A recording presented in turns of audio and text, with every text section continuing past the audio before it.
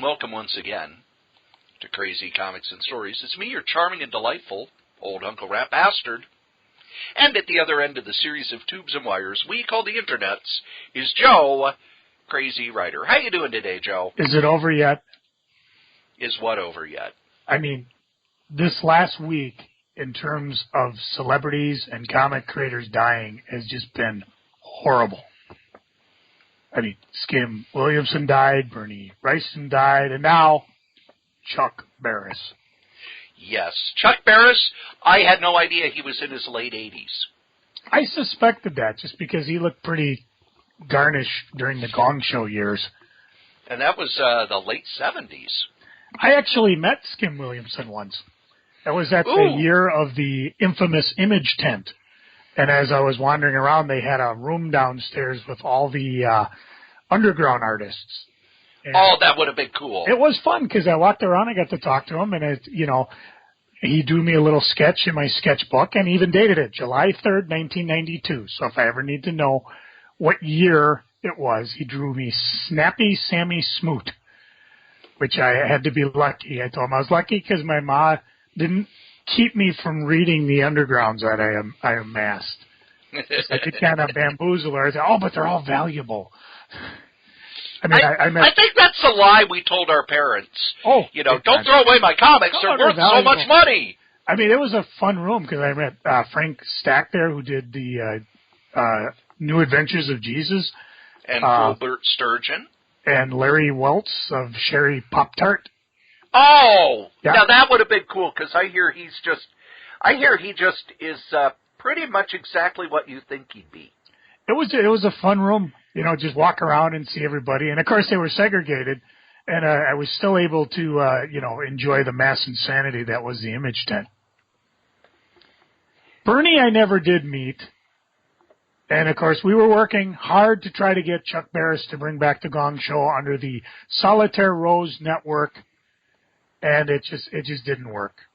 We offered him tens of dollars. We did. And there was a brief moment when we thought he might do it. And if he can say he worked for the CIA, we can go with this one as well. This is a new era, folks. Even the president doesn't have to be 100% truthful if he doesn't want to. Well, I will tell the truth. I never met Skip Williamson. He was one of the first underground artists that I sort of became fond of because he did stuff in Playboy. I want to know how Cory got a hold of Playboy. Unless they had the page. cartoon page. As an Ask the Strode question, which we can use in maybe some special episode to be determined. So you can send me a question like that at crazycomics@gmail.com. But that has nothing to do with what Cory was talking about or what he was listening to. He was the art director on Playboy for a while. He was also the guy who kind of brought in their cartoon pages, which were where a lot of underground cartoonists did monthly strips. He did one. Jay Lynch, who passed away recently, did one. Those are the ones I really remember. Frank Thorne did one, who did Red Sonja at Marvel. But that's kind of where I discovered his work. And then when I got older and started discovering the undergrounds, I really got into his work. It was very distinctive, very cartoony style. And his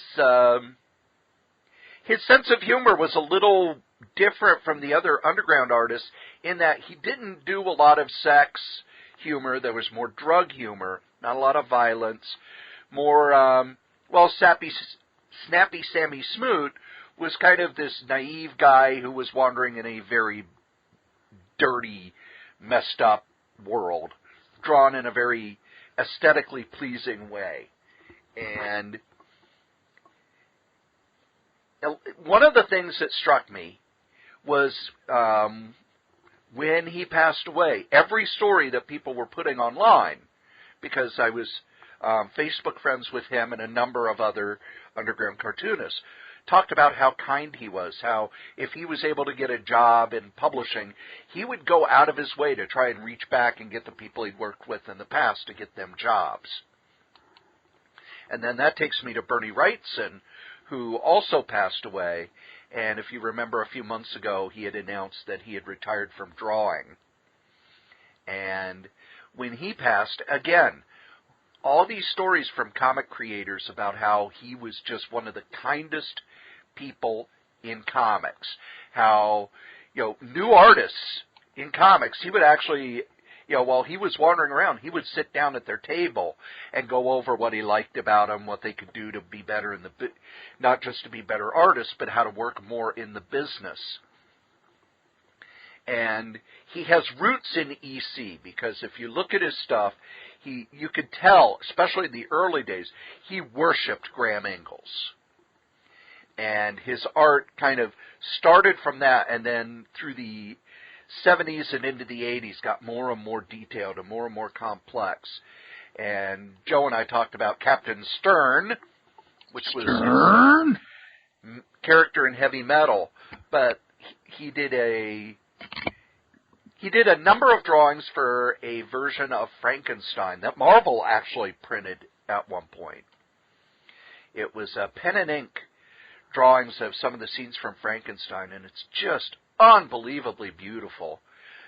He's best known, of course, for his DC horror, including the creation of Swamp Thing in the first 10 issues back in the 70s.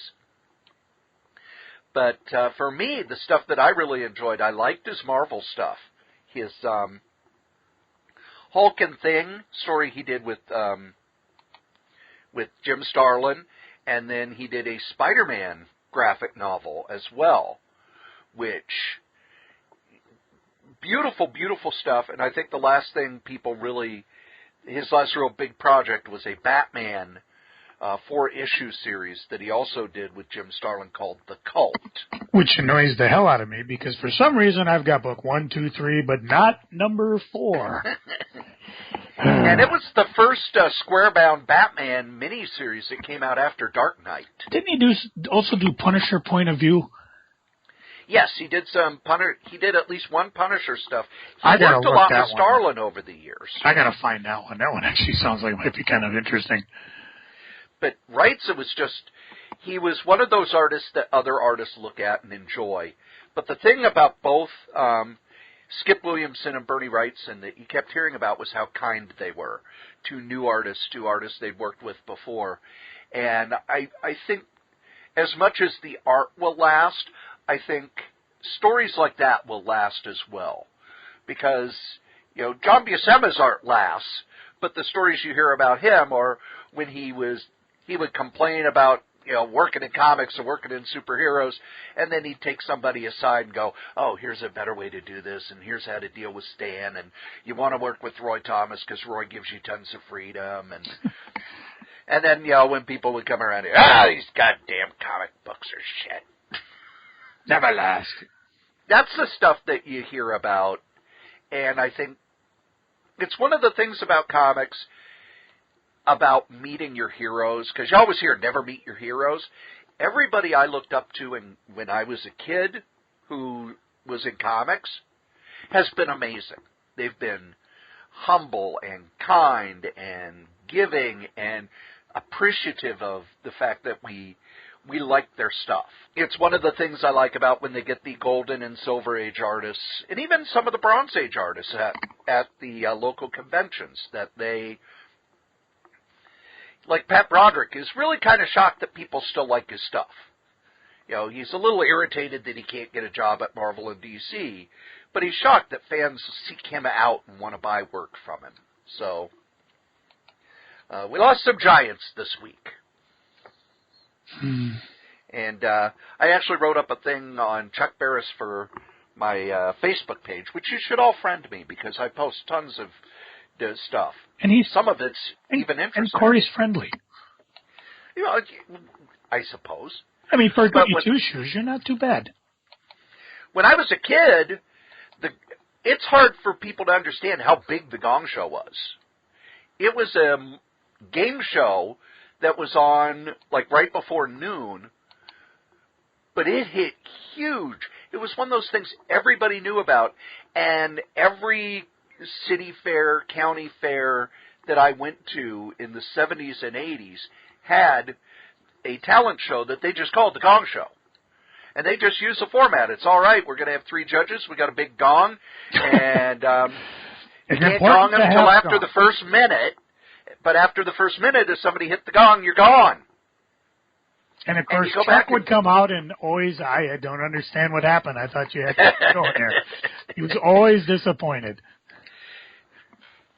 And they had celebrity guests. I remember Jamie Farr being there. Who's the critic that was like the villain? Rex Reed. Oh, everybody hated Rex. Hated everything. He gonged everything. If he didn't gong something, you knew they had talent. He was kind of the Simon Cowell of the day. I remember one time he gonged a kid. Oh, my God, I thought they were going to crucify him. The audience, and the celebrities were aghast, and the kid looked like he was going to lose it. And then Chuck came out and said, well, he gonged you before the time limit had passed, so continue. And then and then Rex gave him a 10, and I was like, whoa. He's getting his ass saved on that one. My favorite clip on YouTube, however, is look up David Letterman on The Gong Show, because there's a clip where Gene the Dancing Machine came out. What it was, he was one of the stagehands who would kind of, in the early days of the show, when the band would play, he would just kind of rock back and forth. And if you watch the Gene the Dancing Machine, his feet do not leave the ground. No. He just kind of shuffles around. But everybody, when he would come out, the band would play, Jumpin' at the Savoy. And everybody would dance and everything. And David Letterman looks like the most uncomfortable human being to ever walk the face of the earth during the entire segment. And it was before Letterman had his talk show. It was NBC had hired him and had no idea what to do with him, so they would just stick him places. And he just looked pained. He looked like it hurt to be there.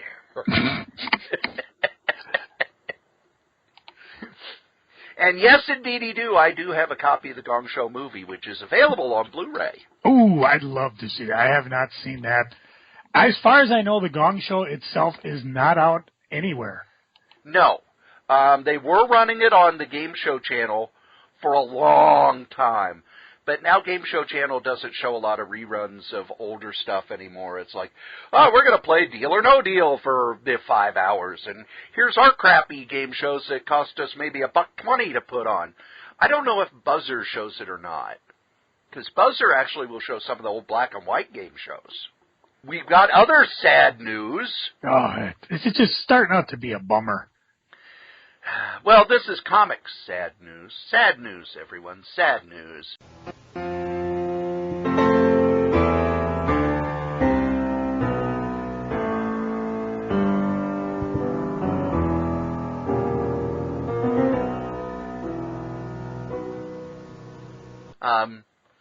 The new sales figures are out.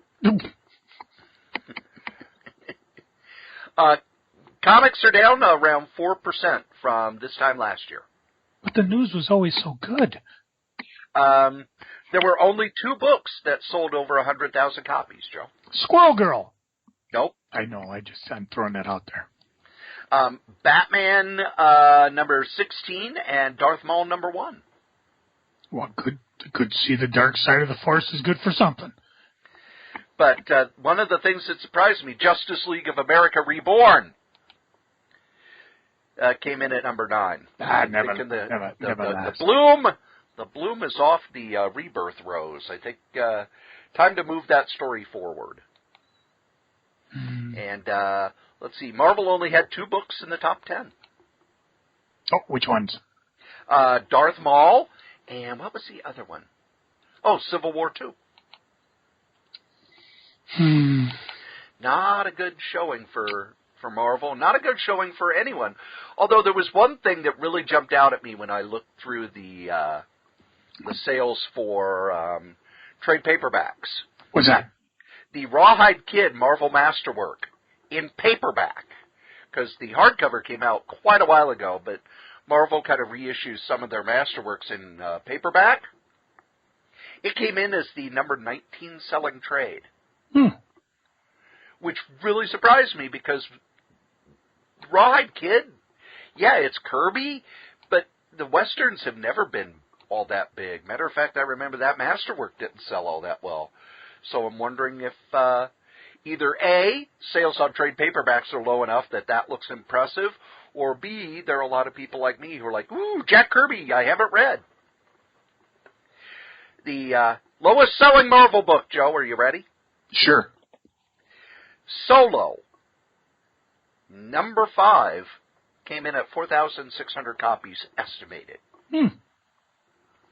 I remember when, if a book came out at under 20,000 copies, Marvel just wouldn't even print it. They'd cancel the orders. It's like, yeah, it's not worth it. But 4,600. That probably sold even less than what was that? Hollywood Superstars or Street Poet Ray. Now you're just being mean. I know a lot about comics. I don't remember the character Solo at all. I know he was in Spider-Man at some point. Oh, I thought you were talking Star Wars. No, Solo. Not Han Solo, just the him salad. Oh, okay. Just the superhero character Solo. So, yeah. When you go to the comic shops, Joe, do you notice anything different? Is it are the stacks on the shelves much, much bigger than they normally are? Well, it's hard to say because the source always has a big stack of books anyways. When you've got that huge, I don't know how long their wall is, but it's easily, 3,000 feet long. 3,000 feet long? At least. I mean, if my shop was what? 800? There's got to be a little bit larger than mine. Wasn't yours 800 square feet? No, that was just the wall. It was a 300 or 3,000 square foot store. Okay. So you're talking the one side, and they're equally as vast. But yeah, it's I don't know. It's hard to tell if anything's not selling or just piling up. One of the things that I think is happening, and you're looking at the Marvel sales. Even though Marvel won in market share, they had 36% to DC's 30%. When they post stuff like that, and when sales stuff gets posted, you're getting a lot of shop owners and a lot of Marvel fans saying that they just don't care anymore. Yeah, I can see that. I mean, it's almost like they kind of. It used to be when I was growing up. You looked more at a book depending on how many issues it had. I mean, Spider-Man was in the hundreds, the 200s. Now it's almost like they've gone the other way around. It's like, well, we're going to do seasons, and when Hickman leaves, we'll start up with the number 1. And I, again, it might be good for new readers, but it kind of, you're kind of throwing your legacy out, I think, by doing that. Although I don't know about sales. Well, one rumor that is floating around is that after Secret Empire, Marvel might be bringing the legacy numbers back. And that's another trick you can do. Well, I know Venom's going to start, issue 150 drops very soon, and they're just going to go forward from that. Because one of the things they did is like, oh, this is issue blah, blah, blah. And then they go back to the sort of new numbering that they had. But with Venom, it's like, oh, this is the 150th Venom comic we've published. Then the next one is Venom 151. And I think some of the problem is, what was it? There was one comic they said was going to have an anniversary issue, and they counted up the numbers and went, oh, crap, we missed it. Thor. It was Thor. They announced, oh, Thor's going to have, this anniversary issue. And then somebody said, no, you forgot one of the volumes. So yeah, we missed it. You missed it by 40-some issues. Nice going there, County.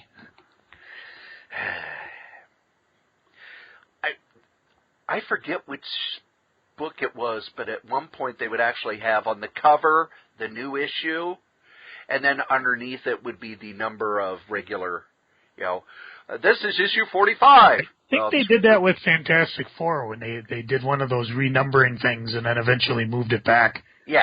And Spider-Man, same thing, because they wanted the 700th issue of Spider-Man. But I don't mind if it's, hey, this is issue 15. Well, really, no, it's 545. Can't you guys count? There are rumors about Secret Empire, and I just got to say, if the rumor that I heard is true, I am giddy with excitement. And why is that? And because, of course, those of you that don't like rumors, just fast forward. Yep, this is potential spoiler. Joe, you know how the Cosmic Cube changed it so that Captain America had always been a member of Hydra? Yeah. Well, no, it's even deeper than that. The Marvel Universe was an Earth where the Nazis won World War II, but somebody changed it. Uh-oh. And Kubik is actually just changing it back. Hmm. And all I could think is, that could be cool.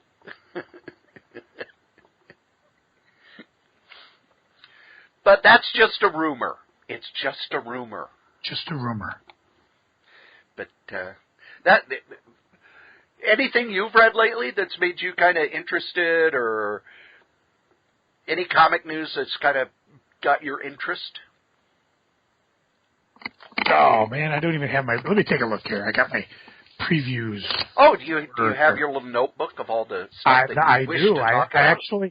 I actually was going to put stuff in, and let's see, because, you know, I'm always looking to back out of some stuff. Backfill. No, quit. But... You know, like, I mean, my DC books are... Sorry, you're not allowed to quit the podcast. We're almost at issue 300. I hate to say it, you know, Youngblood at number 1 looked kind of interesting from Image. And I don't think Liefeld has much to do with it, does he? Well, it's a cool concept. I'm just curious to see, and you know, the characters, how they work. They did one when Youngblood was at Awesome, and was it Garth Ennis writing it? No, it was Alan Moore. Yeah, because he did a couple things, like in the first issue, Shaft was trying to get a team together because the original members had just decided, I don't want any part of it. And as he's, you know, reviewing these people, apparently there's like a woman that has super speed, and what he did is Shaft had a video of her as she changed into her costume. He said, I watched this thing like a dozen times, and I have yet to see her actually change. And you're like, yeah, that's the reason you're watching the video, pal. But it was still pretty funny. But so yeah, here it is. I'm looking at Youngblood number 1. Liefeld does a variant cover. Yeah, I've got down, you know, because I always look at the variants. If I can afford the Liefeld one, I'll probably go for it. If not, I'll do the Finch one. Over at Marvel side, I'm looking at X-Men Gold Blue, and quite possibly Guardians of the Galaxy again. You know, so there are some ones going on from Space Goat Comics. There's Heroines. Space Goat, I love Space Goat. Space Goat Coast to Coast. Oh, the glory days of Brack and Moltar. Wait, what? Let's see. Fantagraphics has All-Time Comics Atlas number 1. 451 Media has Stained number 1. So yeah, there's some number 1s I'm looking to go. Doctor Strange has got a new creative team, so I'm a little leery of that, but I'll hang with that to see what happens. And Peter David's doing Ben Reilly's Scarlet Spider, so I definitely want to. You know, Peter David could write the phone book, and I'd probably pick it up. Although you're not picking up Spider-Man 2099. No, the character didn't quite do it. I just kind of let it go. That was one of the things for me about the character. Spider-Man 2099 himself was never a character that I really liked. And it was one of those where he would say, oh, you got to remember, he's going to become a hero over time. Well, he took too much time. Yeah. And he was just kind of unlikable.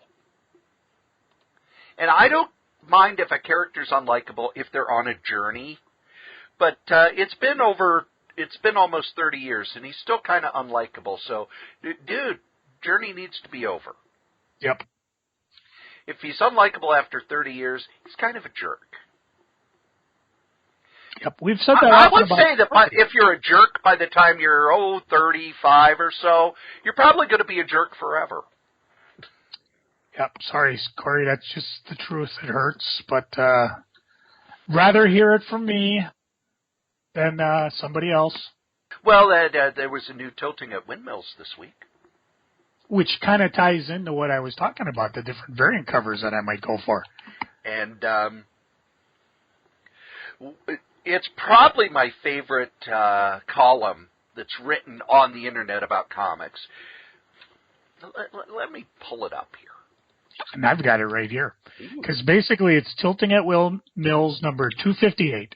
The dirty secrets about variants no one talks about. And, of course, you can find the column at comicbeat.com/tilting at windmill, and then just look for the number 252. Wait, 252? Isn't that the first Venom issue? I knew you were paying attention. No, 258. Ah, okay. Not worth as much. No, that was near the end of the Black Costume saga. Yeah. But it's funny you bring that up, but we'll talk about that later. But I went ahead and read it, and there were some things that really jumped out at me.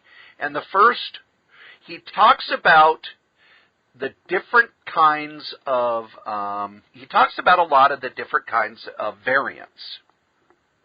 And there are the variants that you could just order, and then there are what they call the gatekeeper variants. If you order so many of this book, you get this one variant. Or if you order this many of this book, you can order however many you want of this variant. And in a lot of ways, to me, it gets really confusing. It can be. A lot of it is, he puts it into two different categories. Open to buy is when a retailer looks at it and says, you can order cover A or cover B, any quantities.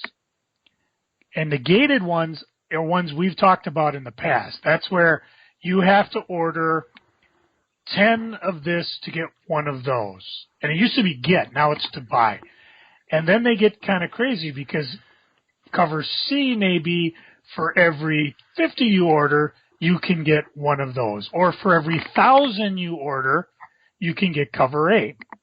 And you think that's crazy, but go look up the Steve Ditko variant on Spider-Man number 700 for a price on it.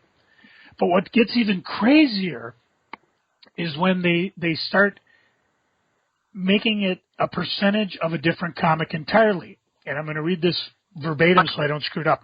For example, the Scotty Young cover for Secret Empire number 1 from Marvel has this gate. Meet or exceed 200% of your orders of Civil War 2 number 8 with orders for Secret Empire number 1 regular cover.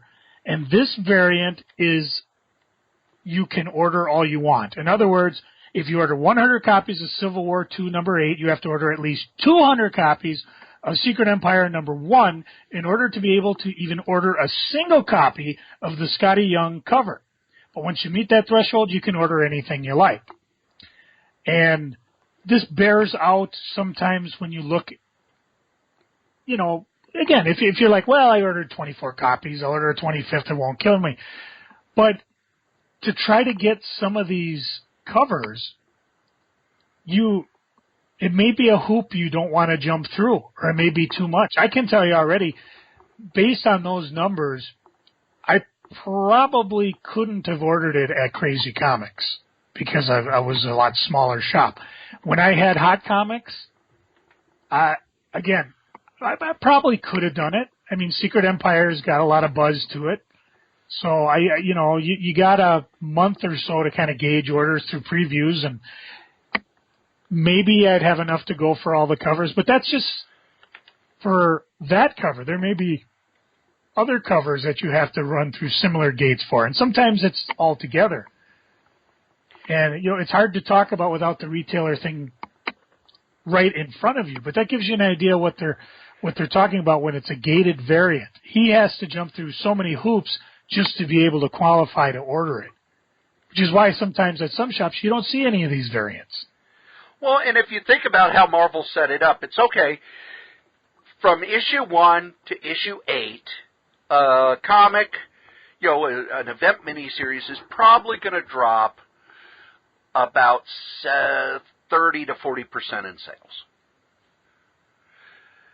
So let's say you started Secret Wars 2 with 200 copies, and by the end you're ordering 120. Well, that means they think Secret Empire is going to be bigger. So they want that first issue, they want you to order 240. They want you to kind of bump up above what you ordered for the last big crossover. So in a way, you can almost see why Marvel's doing that. But if you're a retailer, it gets really confusing because it's like, oh, well, I have to go back and look at this, my old orders, and like you said, maybe it's like, wow, these books aren't connected at all. Why are they doing this with these two? But then it's like, okay, once you do that, you can order as many as you want. Well, then is the special cover, let's say you're pricing them, how are you going to price that special cover, Joe? And see, this is where it got kind of interesting because I know some places like Nick at the Source, when he was running it, and I think they still do it now, they would just kind of randomly throw them all together and give these variant covers to some of their better people, which was always fun for me because I found if I went in on like a Friday or Saturday night, sometimes I could score some of these variant covers off the shelf because the Source didn't mind if you put a book back or two because, you're buying tons of books anyways. And some of these variants I'd be able to pick up fairly cheap. When I had the shop Crazy Comics, I costed out a variant to Mike because he collected a lot of the DC ones. I'm talking Big Mike, my employee. Sometimes I would get like Pat Gruber would come in and he'd say, I want to order this like Jim Lee variant Red Sonja, but you had to order 100 copies of it. So the deal I'd make with him would be, okay, I'll order 100 copies, which was fine for me because I probably sold 20, sell another 10 off the shelf. But if by ordering 100, that allowed me to, I'd get him his cover. It allowed me to order all the other variant covers at the various levels. And then the deal was at the end of the month, whatever was left over, Pat just buys those off the shelf, and that's what the variant went for. So that's how I would do it that way. Some retailers, a lot of retailers, take these high-end variants and slab them because the first person on eBay usually wins. And some of those, again, look at the Steve Ditko variant on Spider-Man 700. It's a variant I would love to own because it was an unused cover that they never used for whatever reason for Amazing Fantasy 15, and now here they are years later using it. Well, because they went with the Kirby cover. And I thought it was a Ditko. No, the Amazing Fantasy 15, the cover that was printed, is Kirby. Ah. Now, Ditko did a cover, but they never used it as a cover. However, if you bought the Masterwork or the Essential or the Omnibus, you've seen that cover. I think they even reprinted it in Marvel Tales a few times, but it's never been used as a cover. So when they said, never before seen art, no, it's been seen before. It just hasn't been used as a cover. No. This is an actual Ditko variant. Yeah. It's not Kirby. Right. Kirby did the original for Amazing Fantasy 15. Yeah. Ditko drew a cover for Amazing Fantasy 15 that they didn't use. Yeah, until 700. Now I'm looking at it, and it's like, the top one is $4,000, 9.8 slapped. Well, actually, to be fair, I think this one was signed by Stan Lee on his 90th birthday. Well, and also, didn't you have to order 1,000 copies in order to get that one? Probably, because I never saw it. I remember hearing something like that. Yeah. I'm going to take a look, see if and I would be willing to bet if you had one, you'd probably just, let's take a look here in our fast ever. Yeah, 4,000, 3,000, 2,000, 1,000. And yeah, they drop pretty fast. The cheapest one, slab 9.6 at about 700. There are none that are not slabbed on eBay. I'm taking a look here. On Stan Lee's 90th birthday, 99 copies of the variant were signed by Stan Lee. And many of them were given to creators. Interesting. I'm trying to see how many you had to buy. Well, I'm looking at one, and this guy's got a set of the variants for Amazing Spider-Man, and there are 19 of them, including the aforementioned Stan Lee one. And this one's was signed by Stan, but it did not as part of his birthday. And then there was a black and white one that was apparently a slot sketch cover.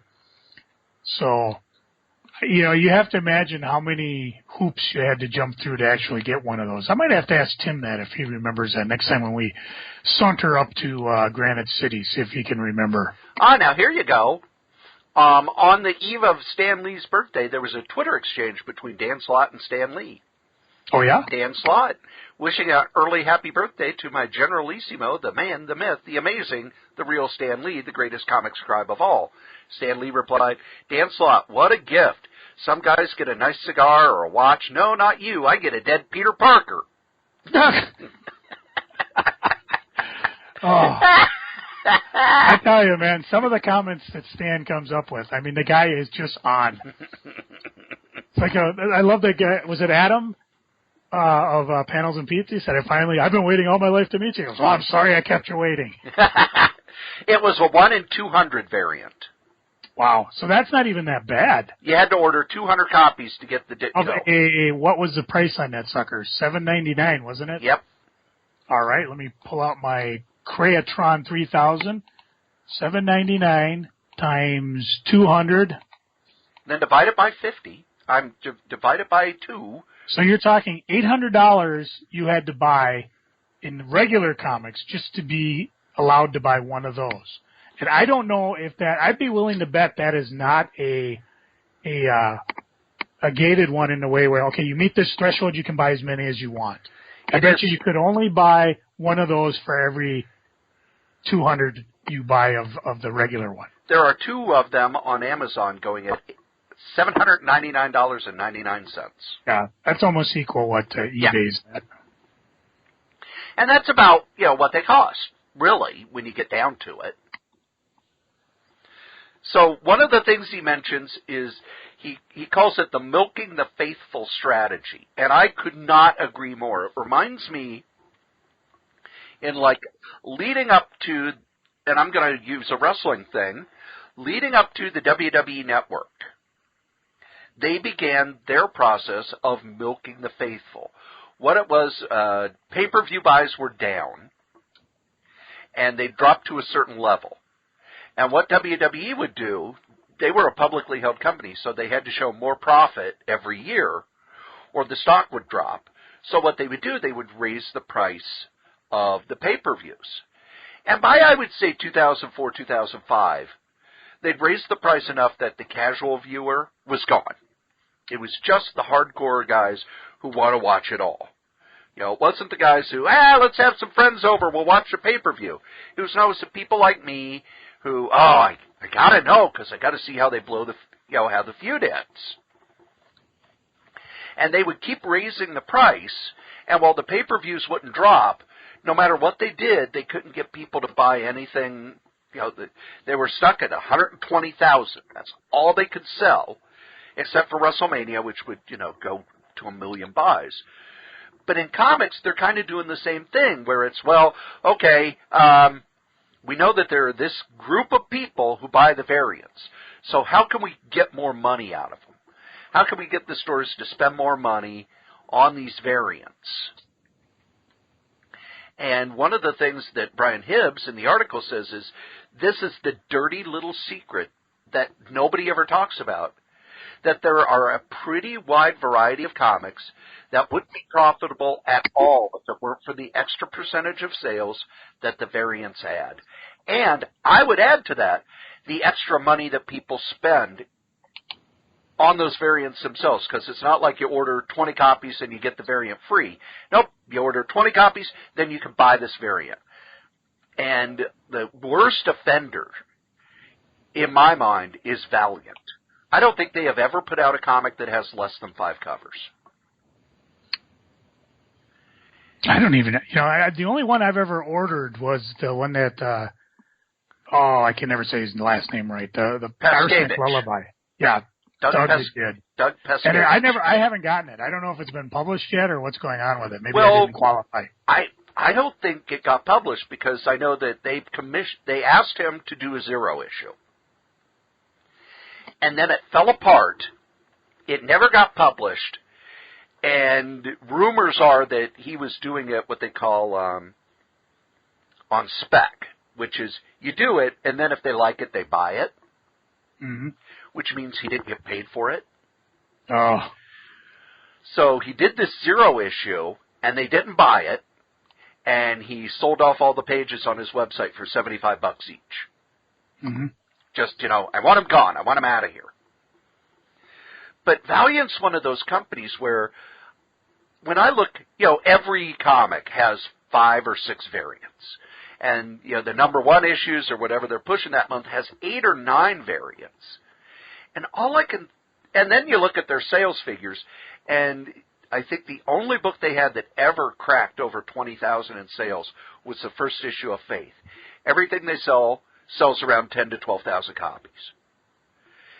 Do the math. You can't make much money selling a $2.99 book, so that's $1.50, so $15,000 a comic. Yeah, that's your printing cost, that's your editorial, that's the great big ads in previews that aren't cheap. Each book, you look at the Valiant layout in previews, Joe, that's not cheap. On some of their books, they're buying a whole page, and I know that a page goes for around $1,000. So I've always thought, how the hell is Valiant making money? And one of the things that people have said is, they just want to have these comics out there and hope they get picked up for movies. Because, if they sell one movie, that'll pay for all the publishing they've done for years. So it's some venture capitalist who's using them as kind of a stalking horse. But again, Dynamite. Dynamite was one of the first ones to do this. And you talked about Red Sonja. Like those first 25 issues of Red Sonja from like 2004 to 2006, they were in quarter bins for years because people were buying 100 copies to get the Jim Lee cover. They'd sell maybe 20 and say, put all the rest in the quarter bin. We've already made money on them. And, again, I don't go to a lot of shops anymore, but are shops having stacks and stacks of old books that they're just shoving into quarter bins because they're buying the extras for the variant covers? Judging by the shops I've gone to, I don't think they are, because I don't see a ton of these books sitting around unless, they are cleaning the shelves of them. So, it used to be you could tell what book had the cool variant by how many were left over. But I don't really see them, not when I visit, like when I hit Hot Comics or some of the other stores that you would expect that could afford to go high-end and get these. I also don't see the variants in the store, which makes me think maybe they're just pushing them online.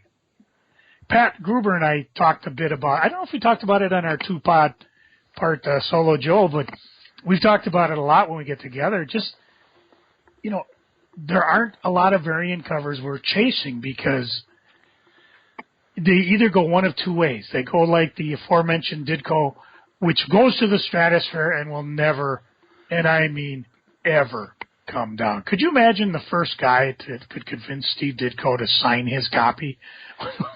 that guy would retire for life. Well, let me put it this way. One of the people who works with Ditko on Ditko's personal private stuff, Ditko won't even sign those books because he was trying to put together a Kickstarter, and he said, "Oh, well, if people put in this much money, let's have you sign some books." No, I don't do that. Yeah, sorry, Steve, you don't get what the market wants. No, we want you. Steve doesn't care about the market. We've talked about this in the past. Steve he shouldn't be doing a Kickstarter then. Just do what you're going to do, and so be it. Well, the guy who's publishing it's the one who does the Kickstarter, and he doesn't have enough money to publish it because he's been publishing Ditko for almost 40 years on these private things, and they never sell real well. They sell to a dedicated group, and I'm part of that dedicated group. But it's not like you're going to go to a comic shop and, oh, look, here's the new Mr. A. Hey. And then you open it up, and it's just tons of text that Ditko's written out by hand, and maybe a drawing on the page. He's about as old as Stan Lee, so he's an old guy lecturing you in a comic book. Yep. So the question becomes, and we'll get back to Brian's thing here. There are a pretty wide variety of comics that wouldn't be profitable at all if it wasn't for those extra percentage of sales that the variants add. And if you go into Brian's column, he actually starts cutting down some of the different things. You pick on one like John Carter at the end from Dynamite. It says February charts show 7,348 copies sold. It has 4 different covers, anywhere from a 1 to 20 and 1 to 50. And he says that 1 in 20 can't be more than 368 sold, while the 1 in 50 means only 147. So one of two things are happening. Either these are becoming future desirable collectibles because of the small print run, or more than likely there are more copies of this around that people know, because he goes in and he says there is no way that publishers could afford. Well, let me back that up. He says there's no way a printer would do a job for only 147 books. He says by just powering the printer up, you're cranking out 1,600 books. However, that was a while ago. Yeah, he's talking to this, back when I had my shop. So maybe there is and again, with advantage of online things, maybe printers are learn to adapt and say, yeah, we will do this little high-end cover for you for 147 books. Sure, we'll take the job. Well, and you've got print on demand now that's dirt cheap. Printing's very different than it was 10 years ago. So you think Dynamite's going to go to print on demand and say, make me 147 copies? I could see where they would use a smaller printer other than Quebecer. Yeah. And say, all right, you're going to do this many with this cover, this many with this cover, this many with this cover. Because let's also remember, Marvel and DC both have done the thing where it's 50 covers, one for each state. And it's not like, okay, we have to take the plate out and put in a new plate. It's all digital now. Well, and it's covers, too. The covers are usually printed separate from the book. It's merging them later on. So, yeah, it could be possible. Brian goes on also to talk about some programs like the hip-hop variant, that he says there are a number of people who come in just to buy the hip-hop variant. He talks about this. Where is the interest from? And is somebody printing them because of collectability or because they like the hip-hop design? And I'm curious on that because there's been a number of ones that I've thought of that I thought were interesting. And Hibbs talks a little bit about one when DC Comics did movie variants for all their titles. Yeah. And what was cool fun. through Discount Comic Book Service, they did a very brilliant thing, and hopefully other retailers pick up on this. They just said, you want all these variants, you can have them at whatever discount. And they got them all. And I got a set of those downstairs, which I absolutely love. I didn't bite on two of the other ones that I was real close to when they did the Looney Tune variants, where they had Looney Tune characters interacting with the DC variants. And why not? Time Warner owns them all. And they were fun. I didn't buy them, though. And then Marvel did it with Fred Hembeck variants, and I love Fred Hembeck. And I didn't do it. I think the problem there was it wasn't as lucrative a discount had I just ordered them separate. And it was a hell of a lot of books, because Marvel had a hell of a lot more books.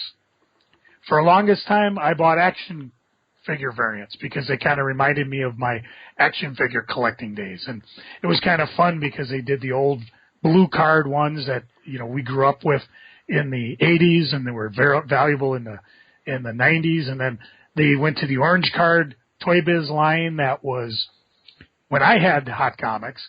And then finally they went into what they're like now when you find them on the Target end. And eventually I just got to the point where it was like, you know what?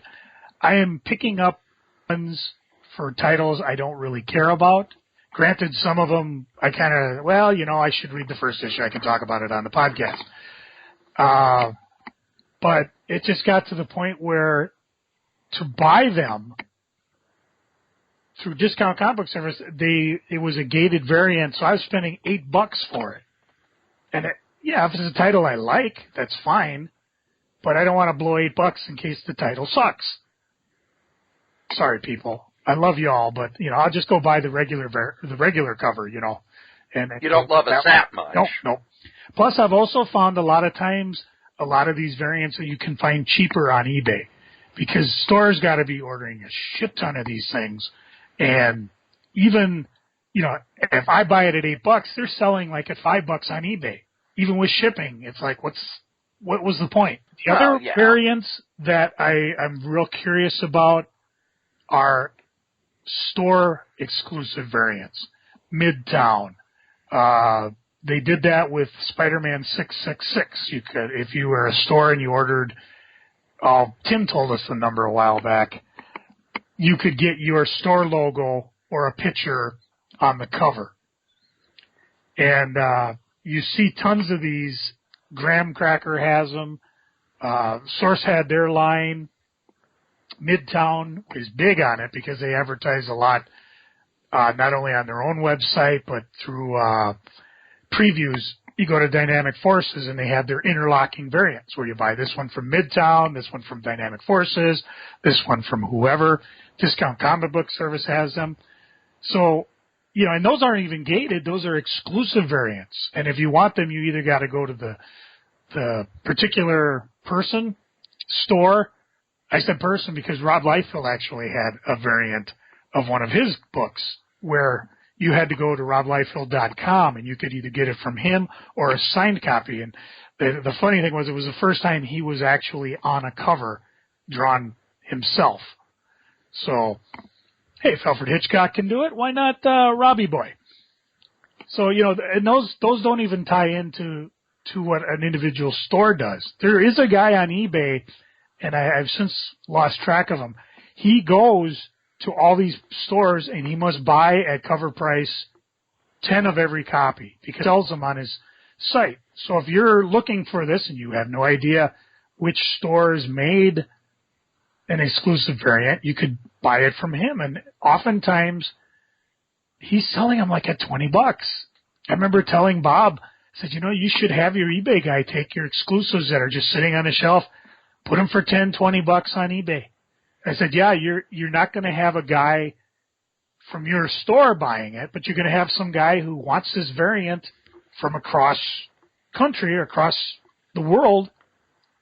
Case in point, some of the source variants that I've picked up over the years, I've actually sold for some really silly money on eBay. So again, that's something to do.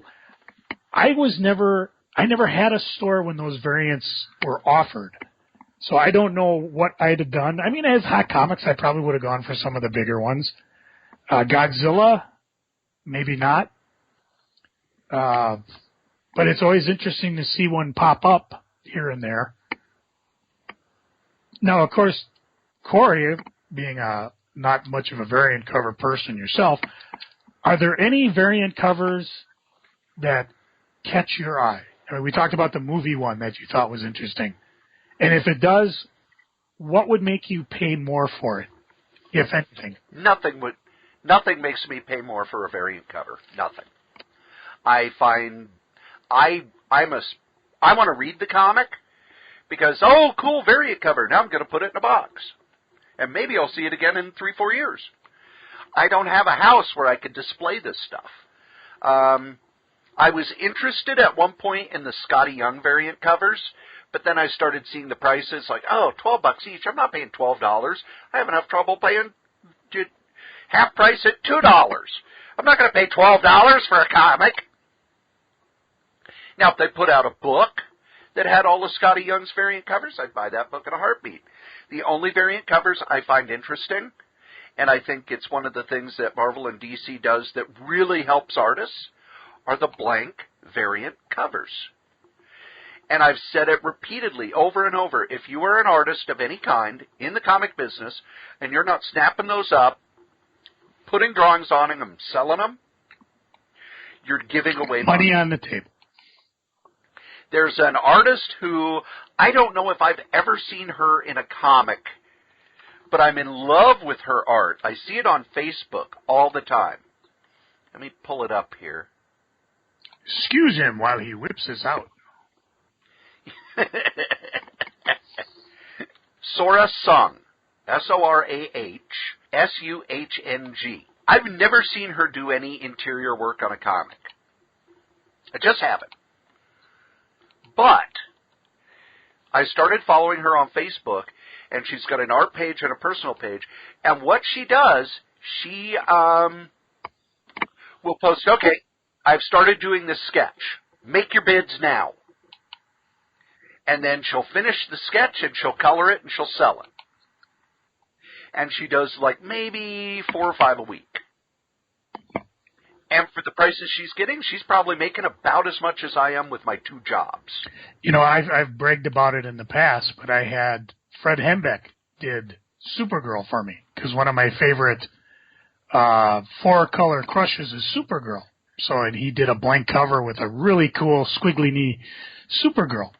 And even at the last con, and again, I'm trying to get the Facebooks to work up, I went up to one of the artists and asked, for a Supergirl on a book. And let's see if I can find it here. Here it is. Let's see.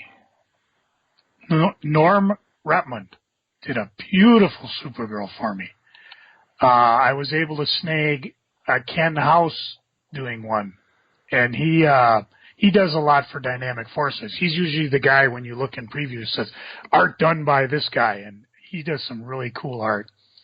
And even a local guy, Facebook's acting up. It's really sad too because we promote our show on Facebook. You think we'd get better cooperation? Anthony Amp Harry on his own convention-exclusive sketchbook did a really nice Supergirl. And if you're curious, you can just go to my Facebook page and look under the Supergirl art album to see the different ones that I have. But this is actually something that's popped up. I mean, I bought tons of Supergirl. I forget. I think it was number 1 blank cover because now when I go to see an artist at a con, I will ask, do you want to do it or do you want to do it on a sketchbook? And some of them will charge a little extra because doing it on a comic sketchbook is a little different. But if you're going to spend the money, it's kind of fun. Plus, they're easier to store. You can just store them in a comic box. I even got one from a British artist, Gary Partkin, off of eBay, and you can check. He does other things. So, yeah, blank covers are really cool. They've actually kind of surpassed the little sketch cards that seem to be popular for artists that want to do something but don't necessarily want to blow, a ton of money doing huge art. Yeah, I'm looking at some of her. She did a Supergirl cover, and she's selling that for $250. I am going to have to mark her because I will definitely ask her to do a Supergirl for me in the future. Right now, my funds are tapped out because I talked to our good buddy Angel Medina. He's going to work on one for me for the con. So ooh, I know that should be kind of fun. But, those are the only, really, blank covers. That's the only variant cover that I find interesting because you can have an artist do that cover for you. And the rest, I've not been a big variant cover guy. I just, I don't know.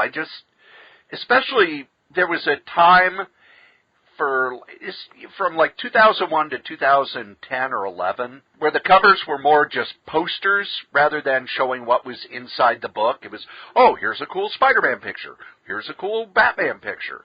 Here's this. What's it have to do with what's in the book? Nothing! Well, that's kind of like the hip-hop one, like he's talking about. A lot of times the cover has nothing to do with what's on the inside. And Brian Hibbs even talks about when DC, it was like, the 70th anniversary of Green Lantern, and they did a Green Lantern variant for everything, which I thought was kind of a cool idea, but he said it sold like crap. And I'd be curious to see if that had the same effect, because I know they did a Harley variant, which I remember picking up for Dana. Yeah, I remember all the Harley variants. And they did that with Deadpool a couple times, if not more than once. So, again, because you're a Green Lantern fan, does that mean you're going to buy every Green Lantern book, even if it has nothing to do with Green Lantern? Brian would say no. And I'm curious, like I said, if you take another variant, more curious would be, are there times where you could order a variant but just didn't?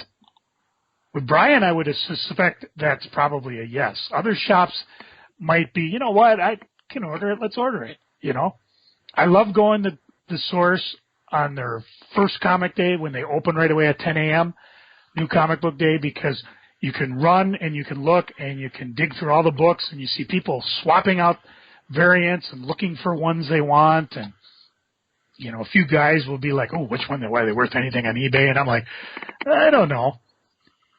He has a picture of the cosplay variant on the site, tilting a windmill. And that was another one that I thought was kind of interesting. The only variants I remember that I picked up, and I talk a lot about this when I do the eBays, is every so often they'll have like a movie photo variant, and I've had really good luck with some of those. I mean, the Scarlett Johansson one from Black Widow #1, $100 variant. And I picked it up for cover price, just because I like photo covers. Yeah, but not Scarlett. Yeah, not just coincidence. And there's been an Iron Man one, and a Captain America one, and a Thor, and a... Cory, you're talking to Marvel DC Comics. You're going to make a variant. What would you choose? It can be anything. It can be a cover price variant, like AB, or it can be, this is going to be the super rare one. You're going to have to jump through many, many hoops to get. Well, this year is Jack Kirby's 100th birthday. I think both Marvel and DC should have a month where it's Kirby variants, where they repurpose old Kirby covers. That's cool. Maybe recolor them or change them somewhat, but every book has a cover by Jack Kirby. Because it's his 100th birthday, both of them are very, very much in his debt. Especially at Marvel, he drew pretty much every character there. Yeah. So it would be easy to just, we're going to do this. Now for DC, it might be a little harder, but you could go back to, the 40s and the 50s or maybe even have the creators do Kirby homage covers where, Suicide Squad, Jack Kirby never drew the Suicide Squad, but have the artist draw the Suicide Squad in standard Kirby poses. Or with one of the classic Kirby covers with, instead of the Forever People, it's the Justice League sort of thing. But that's what I would do. But that's just me. the thing about the variant covers is you can actually, it's gotten to the point where you can almost narrowcast your covers. We talked about Valiant. Valiant sometimes will go out of their way to, we're going to have a Jay Lee cover for every book. We're not going to promote it. It's, nope, we gave Jay Lee a bunch of work. And part of it is that, hey, maybe they'll get some attention, and part of it is, well, we like this artist. We want to have him draw our characters. Cool. Now, one of the things that jumped out at me in the article, and we'll wrap up with this, was what they called a final, what is it? The FOC. Oh, final cutoff. Final order cutoff variant, which are variants that they don't promote until if you up your final order by this much, you get this variant. And Hibbs talks about how much he hates it. This was the first I'd ever heard of that. Yeah, that wasn't around. They didn't have the final order cutoff totally set up when I had Hot Comics. When I had Crazy Comics, it was available. Usually it was, so by this date, you can up or reduce your order depending on what was going on, which was helpful if suddenly like a hit went real fast. But as all good things, they figured out a way to corrupt it. And I don't know if they've ever been publicized to fans. It's like, hey, they just announced they're doing another variant for Champions number 7. They might on their website, or if they have, I don't even know if Marvel or DC have email news. I know I used to get something like that in the past. Be sure to ask your retailer for this.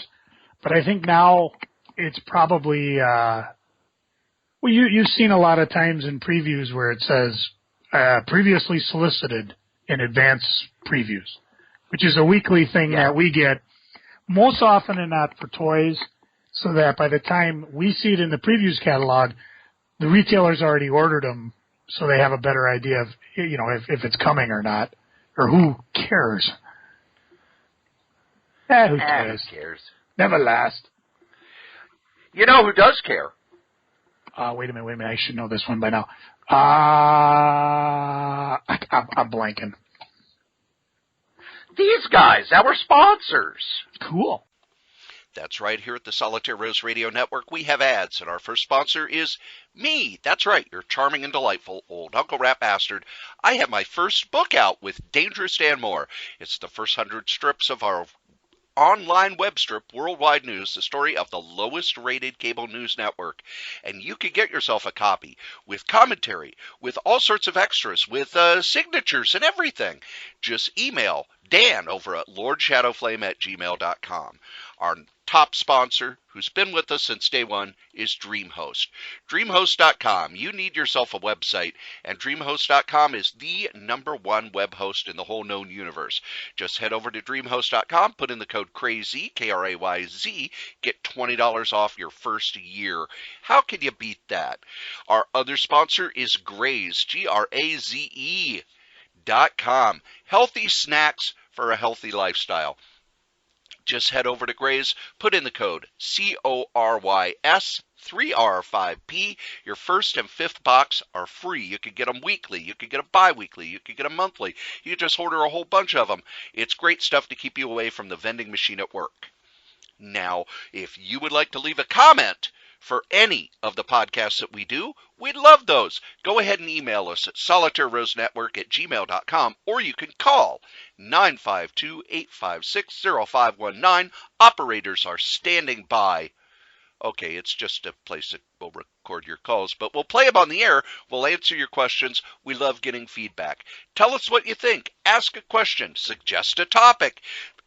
Be a guest. Send us your stuff. solitairerosenetwork@gmail.com. If you would like to advertise on any of the Solitaire Rose radio shows, you can. Just email us at solitairerosenetwork@gmail.com. Subject advertising. Thanks. Now, normally after the sponsors, we go right into the eBays, but Joe, we reviewed a book. Yeah.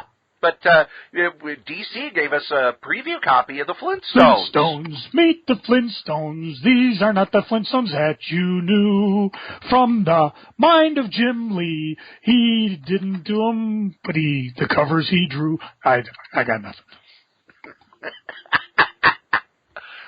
It's a first trade paperback reprinting the revamped, brand new version of in the a mini-series. Flintstones. It's not a continuing series, which is good. Although it's still going. Although I don't know if it's good or not. But we'll get to it when we start reviewing it.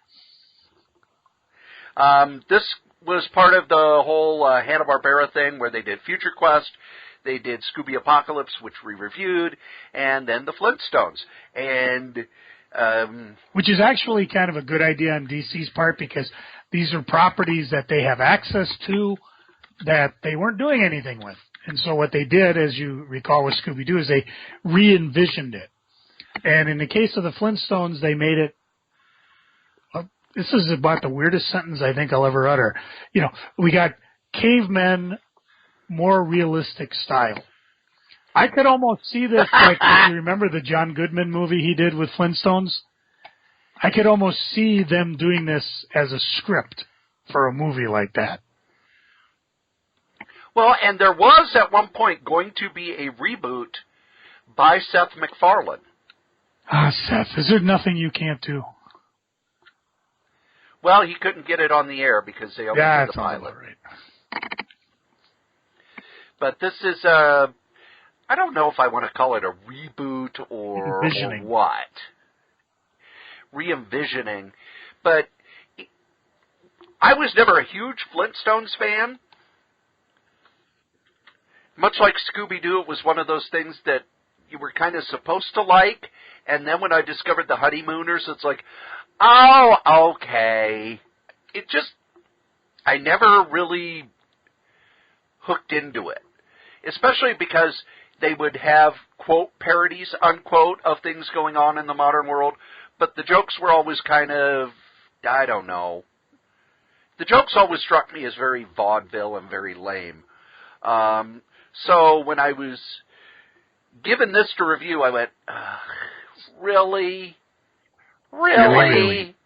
Well, Joe, did you read it? And your opinion, please. Well, I thought it was a miniseries, and I didn't realize it was ongoing, because to me, a little of this goes a long way. And I kind of felt that way with Scooby-Doo, because we know the characters.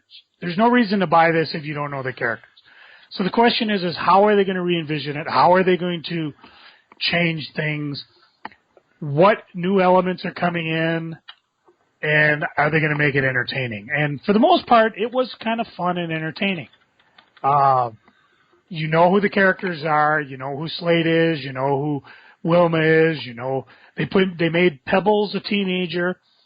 I really enjoyed Bam Bam, because Bam Bam is the toughest SOB on the planet. And he knows it, and he's having fun.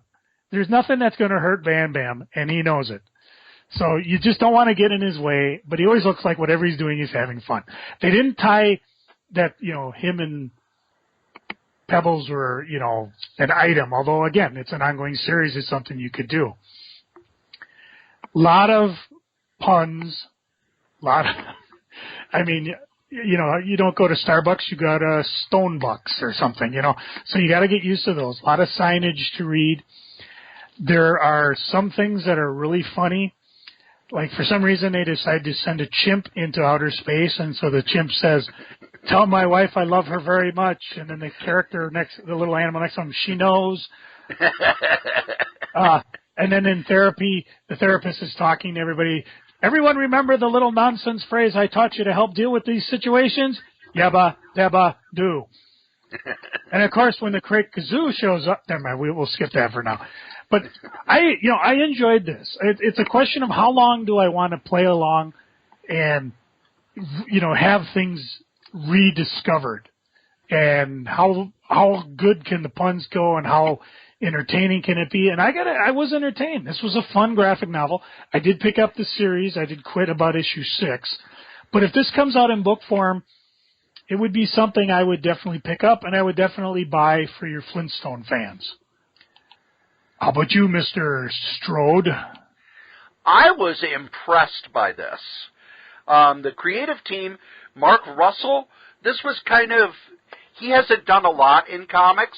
The first thing that I heard about was he did a book with Shannon Wheeler, who did Too Much Coffee Man and is currently doing Shit My President tweets, where he takes Donald Trump's tweets and illustrates them. And he did a book with him called God is Disappointed with You, which is kind of a modern retelling of the Bible. They actually had 2 books like that. I've got them both. And he also did Prez, which was supposed to be a 12-part series and ended up only being 6. And then they said, "Oh, we're gonna continue it," and they never did. But he's doing this, and artist Steve Pugh, who's one of my favorites. He's another one of the guys who came over with the British, with all the Brits who invaded our comics. Thanks, guys. No, seriously. I didn't mean it to be sarcastic. Sorry if it came out that way. He worked on Animal Man. He did the Preacher miniseries, Saint of Killers. He's done Generation X when Marvel gave Generation X to Warren Ellis. Did the Blade series that failed in 2002. Has done tons of Judge Dredd. But his art really works here because he takes the classic character designs and tweaks them and almost makes them more realistic. But one of the things that I really like that Mark Russell does is each story is a very pointed satire. Now, satire doesn't always have to be funny. Some of the stuff is funny and some of it isn't. The Great Bedrock War, the story of the Great Bedrock War, just unbelievably smart and good and not very funny and gives you the origin of Bam Bam in a different way. But it's much like science fiction, like Star Trek did, where, okay, we're going to tell these stories using a different time period, using these characters to illustrate a point about modern era. One of the things that I didn't care for in the Flintstones TV show was how everything was kind of a standard sitcom plot. Other than that it was in the Stone Age, it didn't need to be animated. It was very standard sitcom joke. This was more, it kind of needs to be drawn. The issue where the people of Bedrock discover that they can buy things.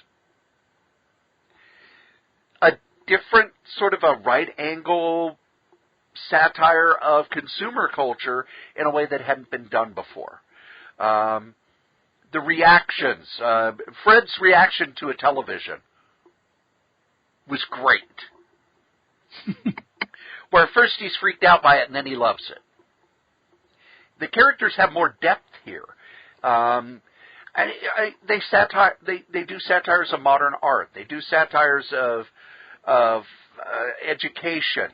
They do satires of elections. I thought the election satire with Pebbles and Bam Bam in the same issue that had the War Against the Tree People.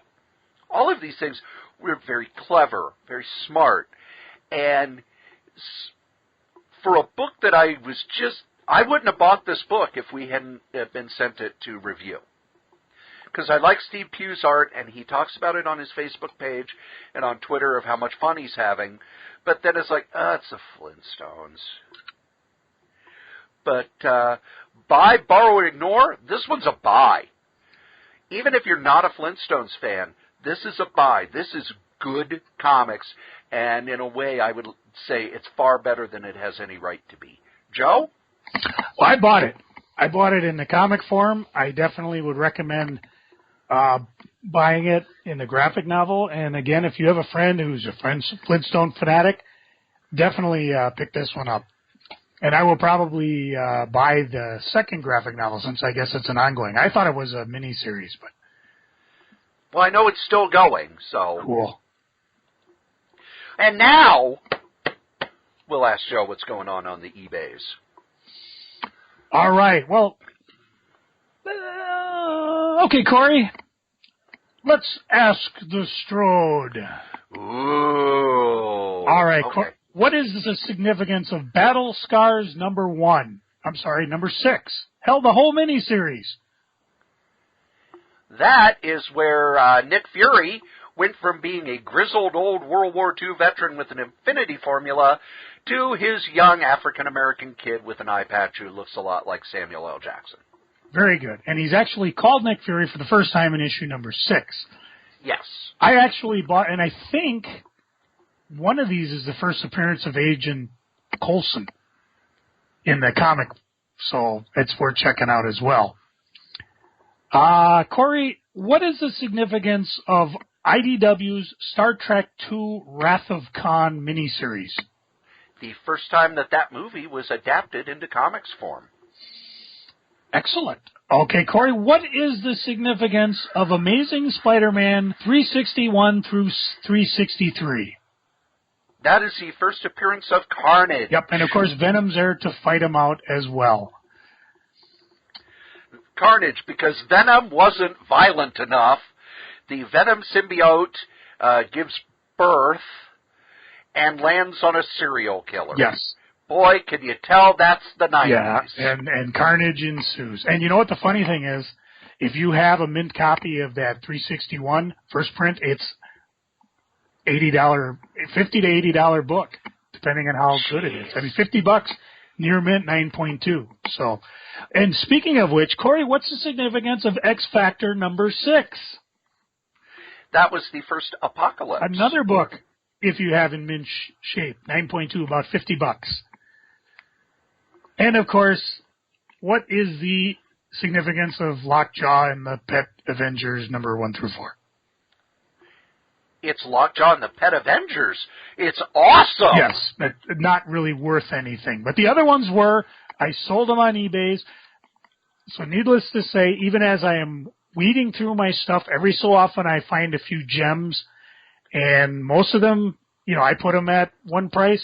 If you want to make an offer, let me know, especially if you're listening from the show. And I'll probably toss in something. Maybe I should stop saying that because people are thinking of it as a threat when I say I'll toss in something from my vast accumulation of crap. But as you can see, just because my crap may be stuff, although your stuff is crap.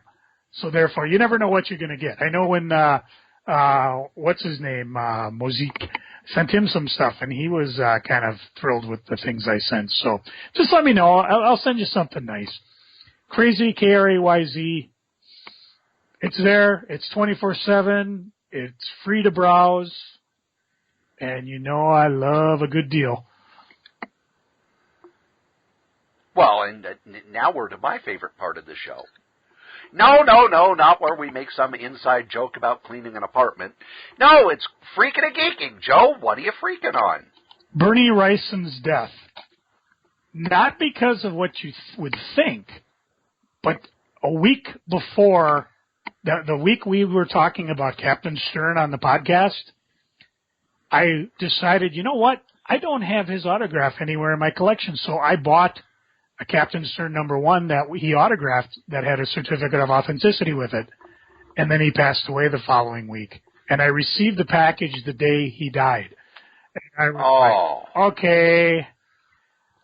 The other, you know, I've told this story before in Hot Comics when the week after Jack Kirby passed away, they had something on the clearance bin, said Kirby X-Men. And I thought, oh, this must be like a print or a poster.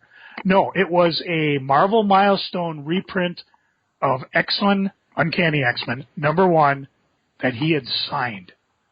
And I got it. And as I took it out of the box, I went, oh. And the guy next thing, what? I said, this was autographed by Jack Kirby. And he said the magic words most retailers love to hear. How much? And, you know, I don't regret a lot of things I sold. Now, did you say how much you got? Actually, I just said the original cover price, which was $150. You should have said, how much do you got? Nah. So I sold it. I would have. Yeah. So anyways, that was a little... They aren't making these anymore. That was a little freaking out. The other thing that's kind of freaking me out, and not really, one of the volunteers on MSP Comic-Con, which will be held May 20th and 21st, 2017 at the Minnesota State Fair Grandstand, the big wooden or brick building. Go and challenge Dangerous Dan Moore because he currently has the title of the best dressed man in comics. You advocated. I know you're going to come back someday like Stan Hansen. I never lost the title. We're going down, Dan. So hopefully Dan by that time has lost the title legitimately. No. I'm going to do what Stan Hansen did with the AWA belt. Over a few times and run it over a few times and send it back to Vern saying, fuck you. I thought maybe you'd go to another Comic-Con and then the MCD have to, hey, we need that back. Anyways, their website right now, you can go and you can buy the pin that they're going to have. You can also go to and get advanced tickets because it's mcbacomiccons.com, and it's all fun stuff. One of the volunteers actually is asking questions, which I thought was kind of interesting. Like the first one they said is, what is something you'd like to see added or reduced at an MCBA show? And a lot of good comments. Some not so much. There's a few people. Why is this in the freaking? Well, because sometimes you want to get in there and you want to tell them more stuff because people are like, well, how come you don't bring in more comic legends? Well, the list of comic creators we have asked to the show is legendary. And a lot of them say no. The sad thing is a lot of the creators that you and I grew up with, Cory, they just don't want to travel. So Sonny Trinidad will not be at the convention. Oh, maybe. But I know, like Fred Hembeck, was very polite, doesn't want to travel. Walt Simonson. I talk about the time that one of our volunteers, we had an opportunity to bring in Jack Kirby.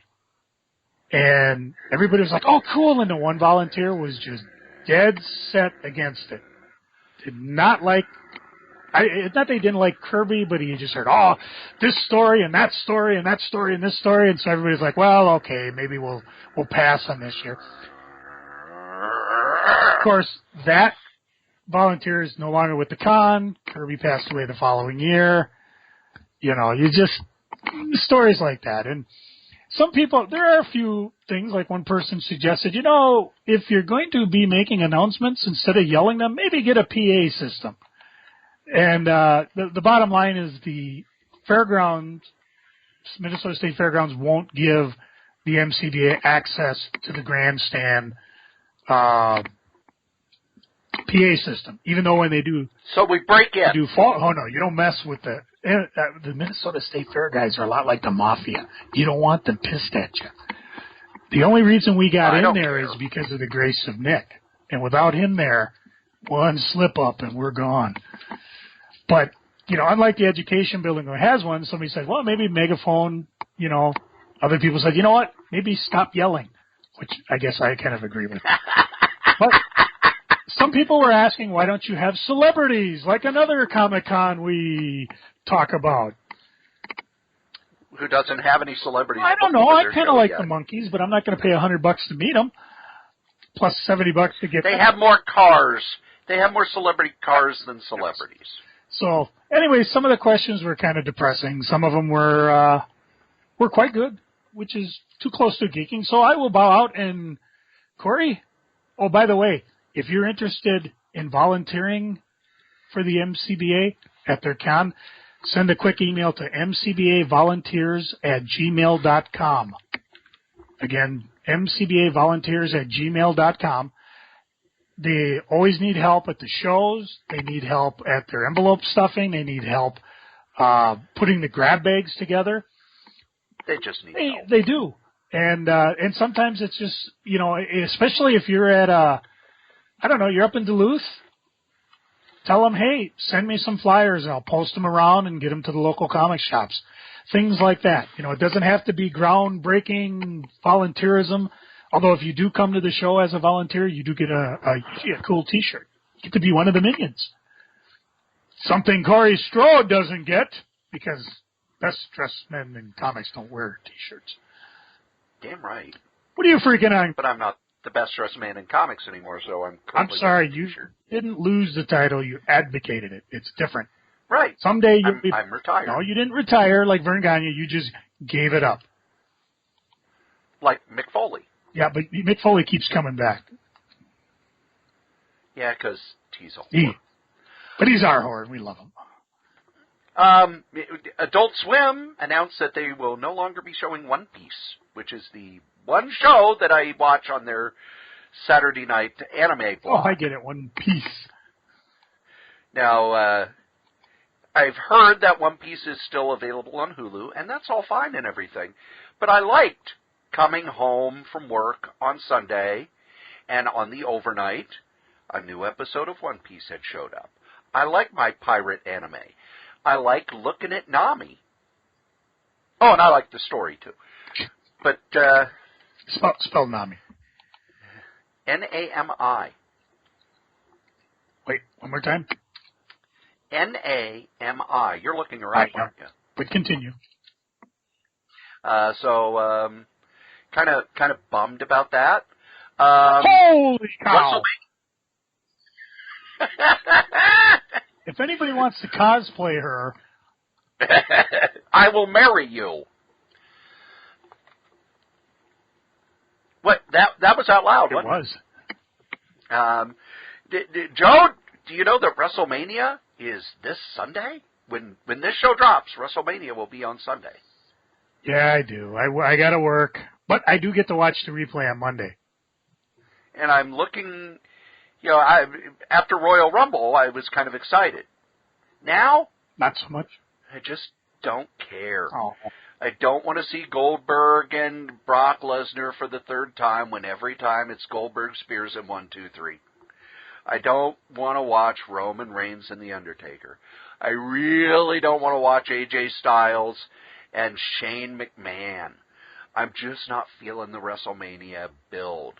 And it's freaking me out because the build for Wrestle Kingdom for New Japan, I was geeming, man. I couldn't wait to watch that. I was so glad when Access TV said, normally you have to wait 9 months. Nope, we're showing it next week. But I still haven't watched last year's WrestleMania. I should probably watch that. You should. And then for this year's WrestleMania, just so that I can wallow in nostalgia, after the first match, I'm going to get in my car and drive over to Stillwater and buy somebody dinner and then drive back so I can watch the last match. And then I will leave $100 to some greasy spoon to not tow my car. There you go. Oh, we got a plan. Marvel is going to be announcing a shit ton of cancellations over the next few weeks. Yes, well, they've got so many books that are selling under 20,000 copies that they've pretty much got to clear the deck. So they're very quietly announcing some cancellations. You were talking about how, looks like Spider-Woman's canceled. Looks like this is canceled. Looks like that is canceled. And a lot of them are the quirkier books that they did after Secret Wars. So it really looks like with the Secret Empire, a lot of books are going to go away. So there are a few that aren't selling real well that I hope continue. I'm looking at you, Squirrel Girl, and I'm looking at you, Moon Girl and Devil Dinosaur. I hope those still continue even though their sales aren't the best in the world. And then the last thing I'm freaking about, Archie has released that they're going to be doing their own event, Joe. Reggie and Archie are going to have a drag race, and it's a 3-part story, and in the story, someone dies. Really? Really? Really? Do we need to do that? Do we have to do that? Ugh. Yes, Mark Waid has done a phenomenal job on Archie. It's one of my favorite books. But the whole somebody must die. It'll probably be Hot Dog. They've done that. He got big.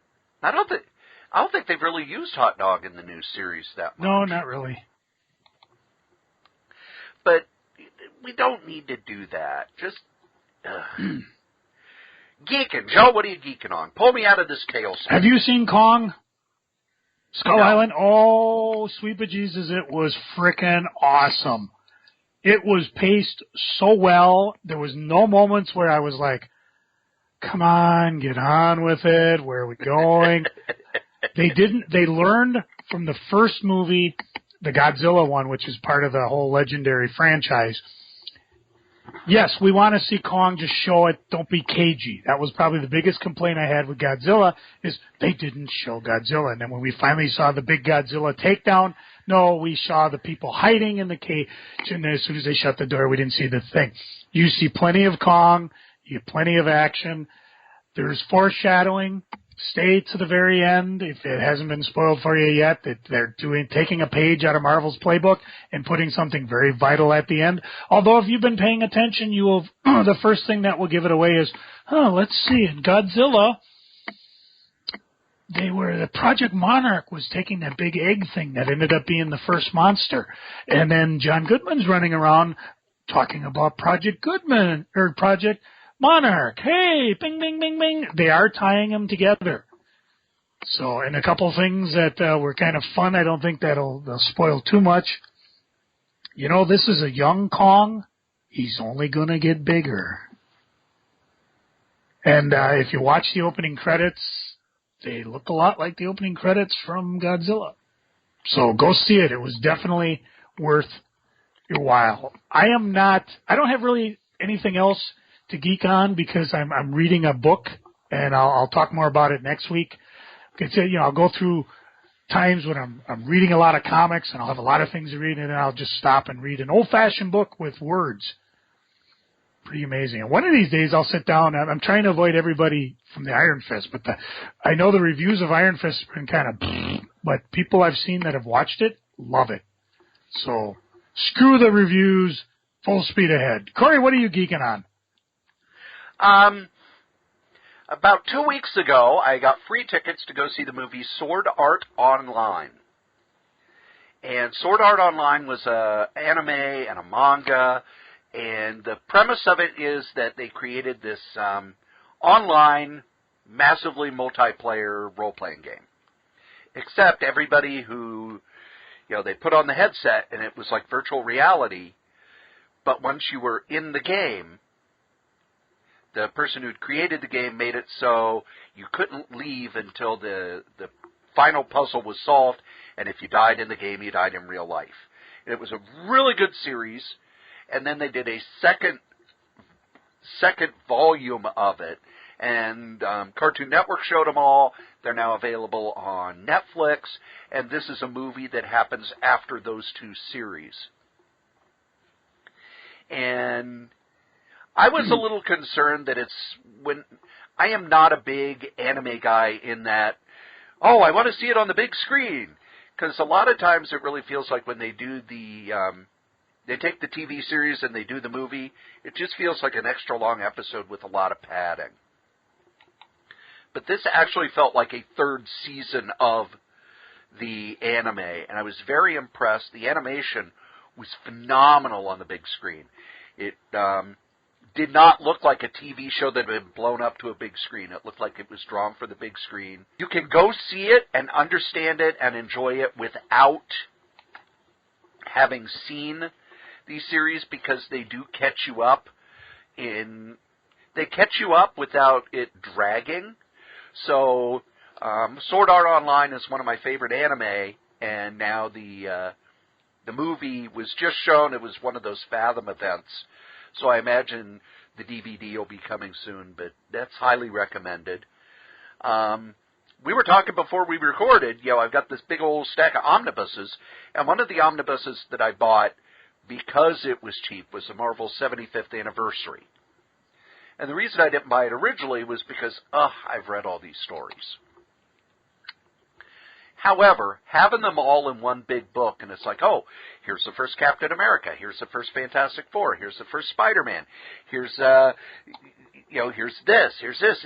and it's really kind of Marvel's best stuff, single issue-wise, because they don't have Elektra Assassin in there. No, they don't have the whole Walt Simonson run of Thor. But it's a really good kind of showing you what Marvel was like through the years. I almost wish they would have put in some more stuff from the late 40s and 50s, because that era always seems to get ignored.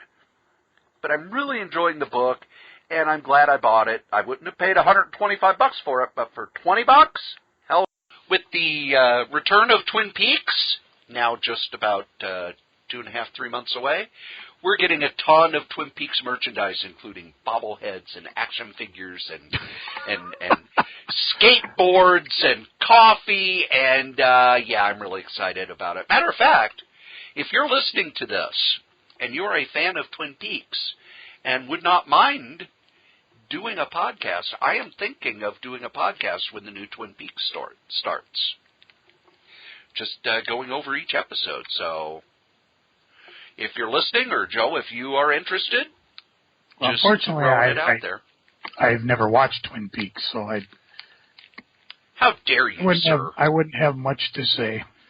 The next thing I am geeking on, there is a black and white magazine called The Creeps, and it's put together by Rich Sala, who's been working in...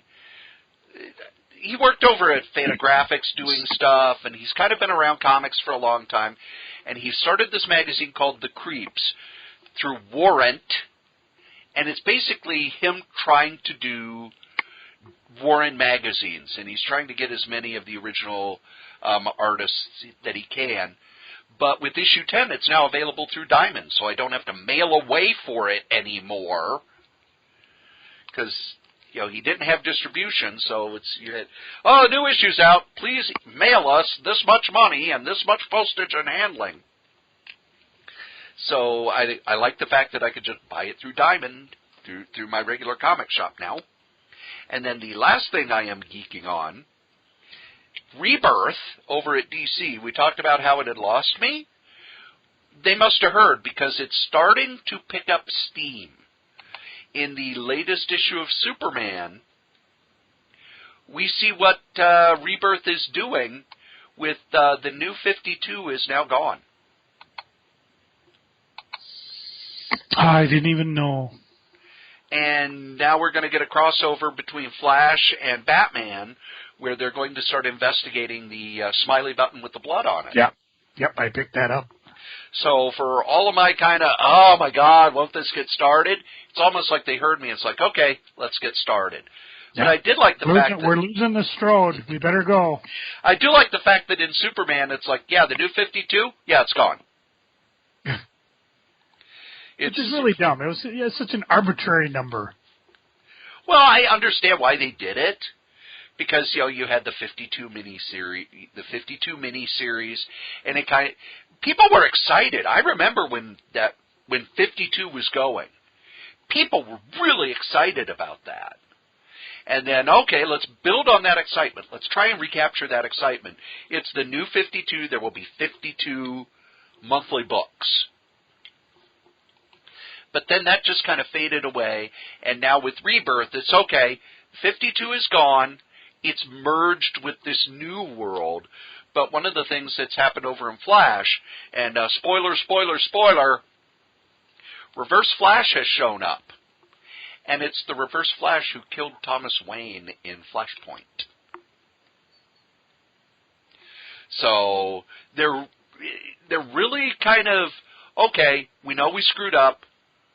We're going to make this interesting. So DC... Keep it interesting. You don't want to lose us because everybody's sales are down. You've got some interest. Build on it. Because, man, I remember when that 52 miniseries was going, people were just could not wait for the new issue. And then it's okay, we're going to jump ahead 6 months. And people were like, oh, cool. And then they've just, with the new 52... It was, oh, cool, wow, look, there's a shiny object over there, and people just kind of lost interest. So it's really hard to capture lightning in a bottle again. Well, believe it or not, kids, you've listened to us blather on about funny books and weird covers and all the other stuff for an hour and a half. And as we say every week, the comic we like the least, we still like better than the comic that you like the most. Joe? Cory, I came up with a new game show idea recently. It's called The Old Game. You get 3 old guys with loaded guns on stage. They look back at their lives, see who they were, what they accomplished, how close they came to realizing their dreams. The winner is the one who doesn't blow his brains out. He gets a refrigerator. I lied. That was Chuck Barris's idea. Hit my music.